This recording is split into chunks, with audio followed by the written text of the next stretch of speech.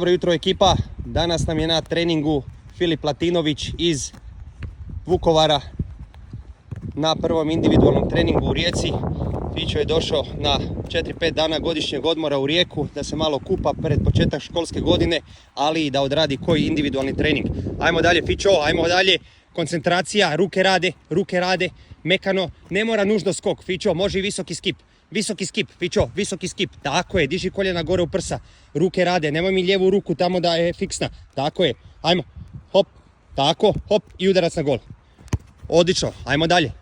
Sve lijepo mekano na prstima, brzo, agilno, spusti se dole mrvicu u kukovima, odlično, tako je. Fićo je inače 2014. godište, igra u jednom vukovarskom klubu. Fićo, kako se zove klub? Negoslavci. Pozdrav za Negoslavce iz Rijeke. Ajmo Fićo, lijeva noga, gol. Dobar, bravo.